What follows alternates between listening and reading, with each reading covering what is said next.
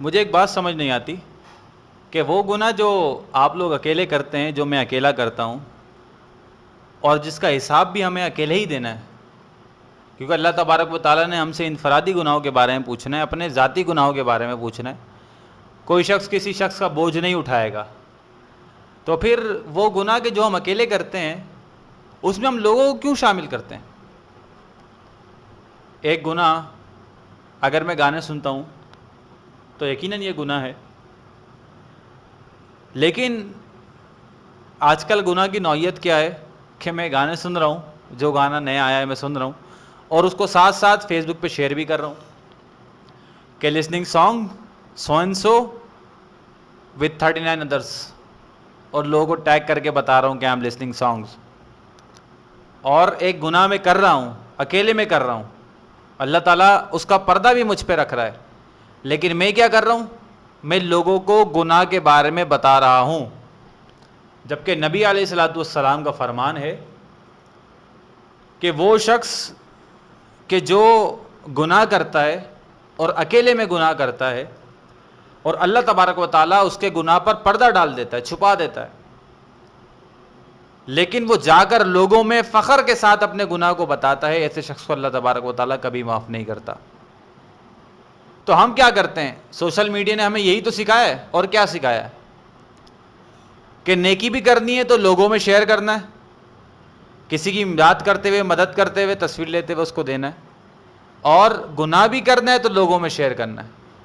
کہ listening song یا watching movie یا پھر اور جو ہماری الٹی سیدھی حرکتیں ہیں وہ ساری کی ساری ہم نے سوشل میڈیا پہ بتانی ہے، اور لوگوں کو اپنے گناہ پر گواہ کرنا ہے، تاکہ ہمارے گناہ پر ہمارے اعضاء تو گواہی دیں گے، لیکن لوگ، میرے جو 500 لوگ ہیں، 1000 لوگ جو میرے سوشل میڈیا پہ میرے دوست ہیں، وہ بھی میرے گناہ کی گواہی دے سکے کہ ہاں یہ فلاں گانے سنتا تھا، اس نے فلاں مووی دیکھی، اس نے یہ کیا، اس نے یہ کیا. کیوں ہے ایسا؟ گناہ کو انفرادی رکھیں، اس کو اجتماعی نہ بنائیں، اس کو ظاہر کرنے والے نہ بنائیں، کیونکہ آپ جب تک گناہ اپنے تک رکھیں گے تو معافی کا امکان ہے. اب آپ ایک بات دیکھیں، آپ گانا سن رہے ہیں، آپ نے شیئر کر دیا، اب آپ کی وجہ سے دوسرا بندہ وہ گانا سن رہا ہے، یا آپ کی وجہ سے دوسرا بندہ مووی دیکھ رہا ہے، تو اس کے گناہ آپ کے اکاؤنٹ میں آئیں گے نہیں آئیں گے؟ جب آپ شیئر کرو گے کوئی گانا، ابھی نیا گانا آتا ہے مارکیٹ میں، کیا ہوتا ہے کہ یار تیرے پاس فلاں گانا ہے، ہاں یار میرے پاس گانا ہے، چلو زاپیا سے شیئر کر دیا، زنڈر سے شیئر کر دیا، بلوٹوتھ کر دیا، واٹس ایپ کر دیا، گانا شیئر کرا. اور آپ کو کیا لگتا ہے جو آپ نے گانا آگے بھیجا ہے وہ اس تک محدود رہے گا؟ وہ اپنے دوست کو شیئر کرے گا، وہ اپنے دوست کو شیئر کرے گا. آپ کے اکاؤنٹ میں گناہ جو ہے وہ ملٹی پلائی ہوتے رہیں گے اور آپ کو معلوم بھی نہیں ہوگا. کہ جو ہمارا فیس بک اکاؤنٹ ہے اس پہ ہم جو بھی چیزیں شیئر کرتے ہیں، کہ میں نے سانگ میں شیئر کرتا ہوں اس کے اوپر، اور میں مر جاتا ہوں، تو کون ہے جو میرے اس اکاؤنٹ پہ سے سانگ کو ڈیلیٹ کر سکے؟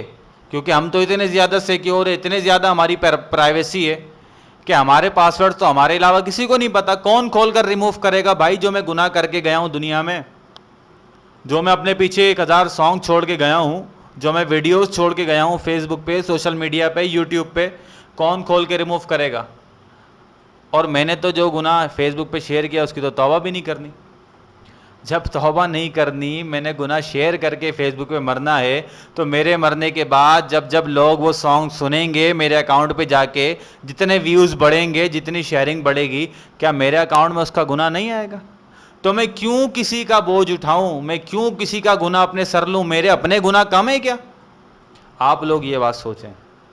آپ اس بات کی طرف دھیان دیں کہ ہر شخص گناہ گار ہے، ہر آدم کا بیٹا گناہ گار ہے. نبی علیہ السلام کا فرمان ہے کہ آدم کا ہر بیٹا خطا کار ہے، لیکن سب سے بہترین خطا کار وہ ہے جو خطا کرنے کے بعد توبہ کرتا ہے، پلٹ جاتا ہے اللہ کی طرف، اللہ سے رجوع کرتا ہے اور استغفار کرتا ہے.